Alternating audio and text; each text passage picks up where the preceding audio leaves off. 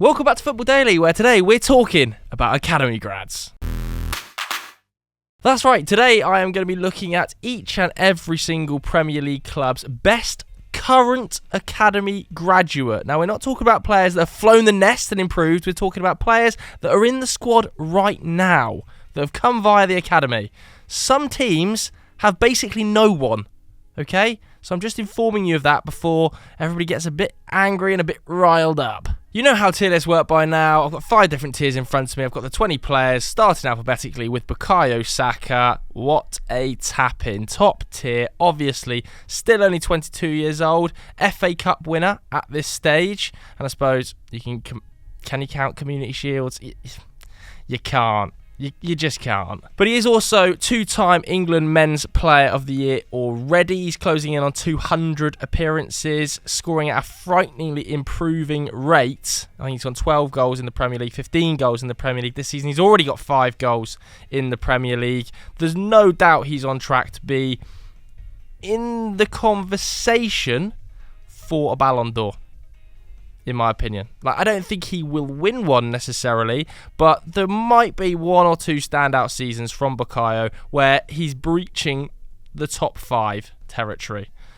Sadly for him, Kylian Mbappe is hanging around. Erling Haaland has appeared on the scene, and there are some extremely talented wingers that play similar roles to him. So he's going to have to put up gigantic Mo Salah level numbers, and even then it's going to be tough, but no doubt top tier. For Aston Villa, I've selected Jacob Ramsey. Of course, he's had bad problems with injuries this season. Really unfortunate to come back and then pick up yet another injury. 22 years old.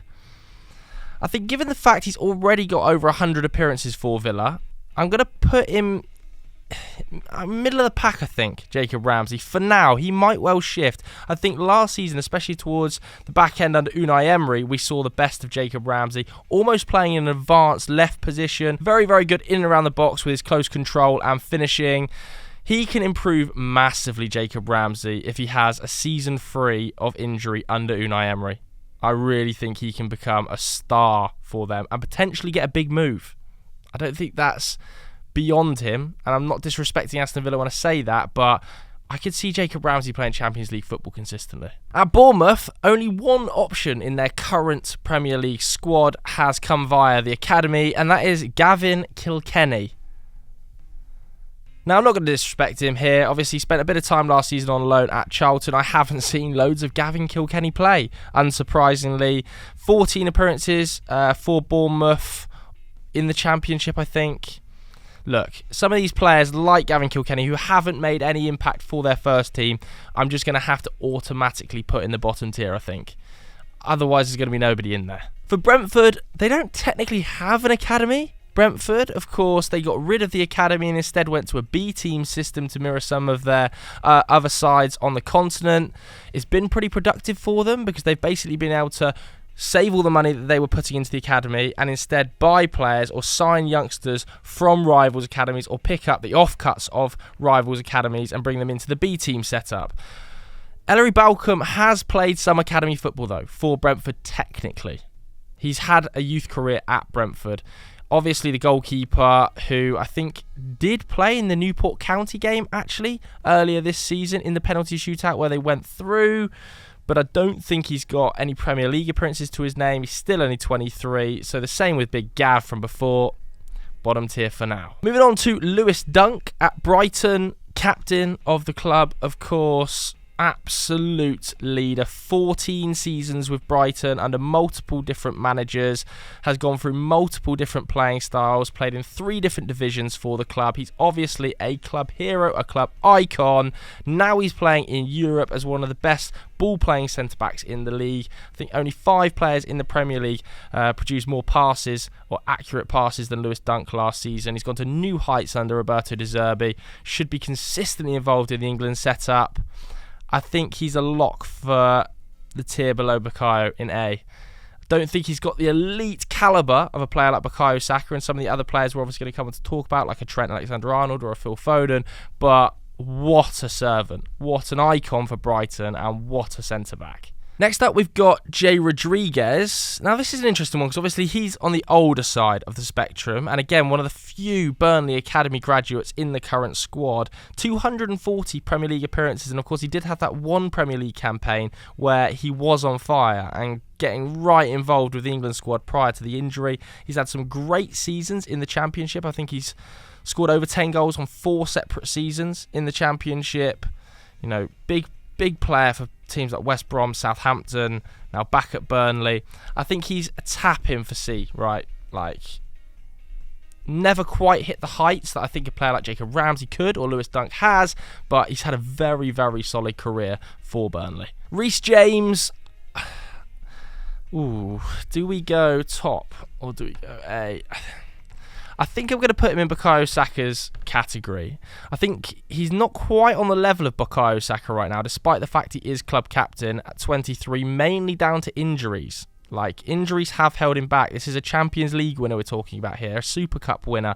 If he was injury-free, there's no doubt he would be in the conversation for the best right-back in world football. But he hasn't played 7 consecutive league games since 2021.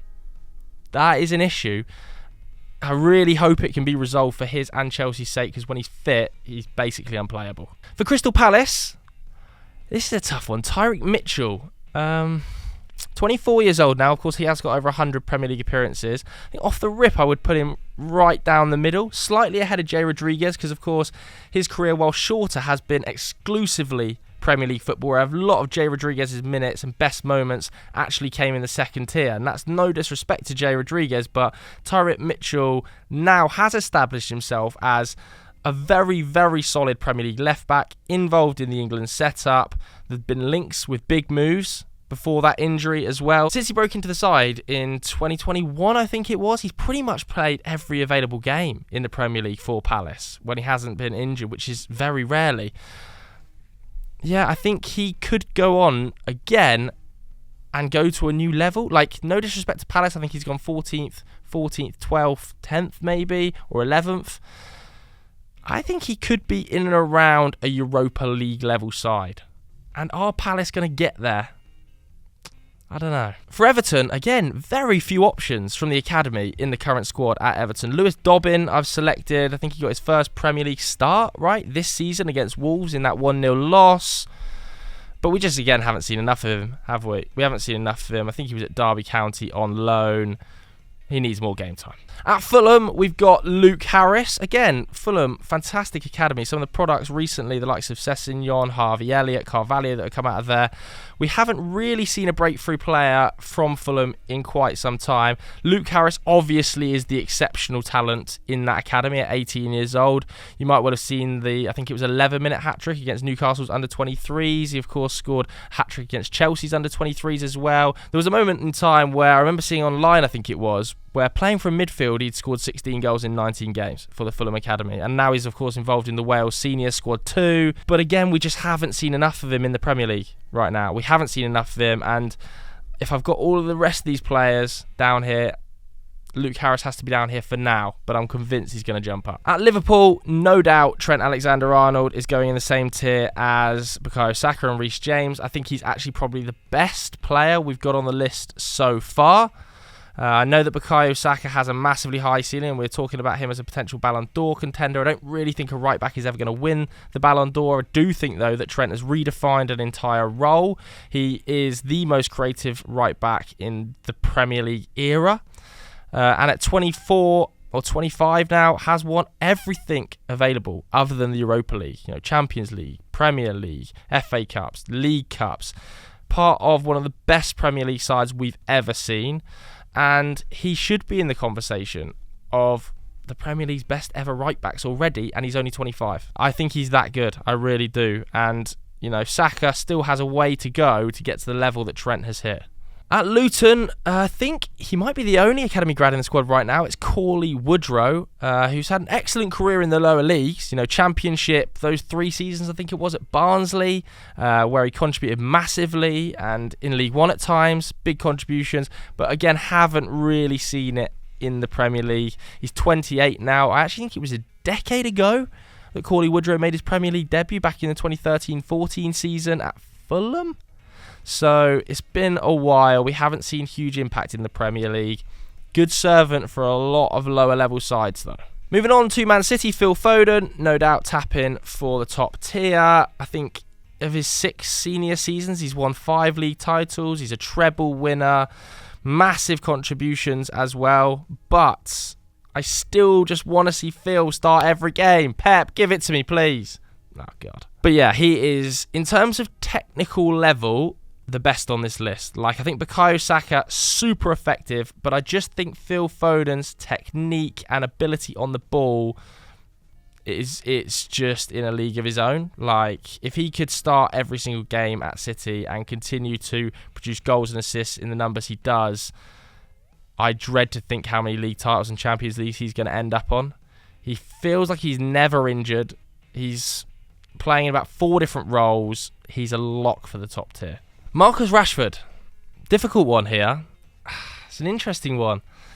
I think you have to say he's in the top tier. I don't think he's hit the heights of silverware that Phil Foden has won, or Reece James Champions League has won, certainly Trent. But if I've got Bukayo Saka up here, I think you've got to have Rashford up here. I don't think he's as good as Bukayo Saka, Marcus Rashford, especially right now, but we are talking about a player here who's put up over 100 goal involvements in the Premier League. You know, I think he's been in multiple teams of the season, 30 goals last season. He's had 2 outstanding campaigns really for Manchester United now, an FA Cup, a Europa League, 2 League Cups. As far as academy graduates go, certainly right now he's one of the best in the league. Sean Longstaff. I could have picked Elliot Anderson here as well, but I've gone with Sean Longstaff. I think Longstaff is a lock for the middle tier. If I've got Tyrick Mitchell in there, Sean Longstaff is proving a lot of people wrong. Newcastle certainly look better, I think, with Sean Longstaff in the team than with him out of the team. He's 25 years old now. He's closing in on 120 Premier League appearances. He was a vital member of a side that made the Champions League places last year in Newcastle. What a turnaround. I mean, I think when Newcastle were last in Europe, Sean Longstaff might well have been a ball boy for them. He's now playing in the Champions League, scoring against PSG. I feel like he's flying at the moment, Sean Longstaff, and fully deserved of being in the B tier. Let's go to Ryan Yates, who I think a little bit like Jay Rodriguez, probably deserves to be in and around there. In and around the C tier, just because last season, I don't think Forest would have stayed in the division without Ryan Yates. I think there was a moment in time where the midfield was looking really, really dodgy. Ryan Yates came in, shored it up, and there have been times during Ryan Yates' Forest career where he has been questioned and there have been some doubters. I think last season he proved a lot of people wrong. I do think Forest look a better side with Ryan Yates in the team. It's going to be a battle for him now that Ibrahim Sangare has joined the club, but he's vice-captain of his boyhood club. He kept them in the division last year. The season before that, he took them up to the Premier League for the first time in decades. I think he's deserving of being... Yeah, I think he's deserving of being in C. Sheffield United, we've gone for Will Asula. I'm going to put him in the bottom tier as well. Haven't seen enough of him in the Premier League. He was, of course, as well on loan at Derby last year. Second player on this list. I think 3 appearances in the Premier League. Now kind of been usurped in that forward role by Cameron Archer. So, yeah, bottom tier for me. Let's go to Ollie Skip. Ooh. Difficult one, this. I think if I've got Sean Longstaff in there, I've probably got to have Ollie Skip in there. Although, yeah, I think he probably does deserve to be in that middle category. Of course, Tottenham, not loads of academy graduates in there either. 61 Premier League appearances. Of course, did win the Under-21 Euros in the summer as well. I think when he went on loan to Norwich too, Championship team of the season, was exceptional there. And he has looked very tidy for Tottenham. Last year at times under Antonio Conte, he was one of their better players. Not that that's saying much. This season, maybe struggling a little bit with how dynamic Tottenham are in midfield under Ange Postecoglou. But I still think slightly better than Jay Rodriguez and Ryan Yates right now. If I've got Ollie Skip in the middle tier, do I also have to have Ben Johnson in there? Again, West Ham United, famed West Ham Academy. Not loads of academy talent in their current squad. I think you probably do have to have Ben Johnson in there. They're the same age as Ollie Skip, of course, also a member of the Under-21 win in the summer. a Conference League win last season, so he's got European silverware in his back pocket too. 55 appearances, 2-time winner of West Ham's Young Player of the Year award. I think if you've got Ollie Skip in there, you've got to have him in there as well. Last up, we've got Hugo Bueno, who I'm surprised counts for the academy section here, but he did spend some time in Wolves' academy. Again, barely anyone to select from Wolves in their academy setup. Look, I think he's made 15, 16 Premier League starts. I think he's also in and around this bottom tier. I know I've got Ryan Yates in there as well with not many more starts than that, but Bueno, it's been stop-start. He's much, much younger. Doesn't feel like he's had anywhere near the impact on that Wolves side that Ryan Yates has had on that Forest team. Yeah, at 21 years old, there's still a lot to come from him. All right, so that was my tier list of every Premier League club's best academy graduate right now. What did you think of it? Let me know in the comments below. If you enjoyed it, hit the like button, hit subscribe. We'll see you later. Goodbye.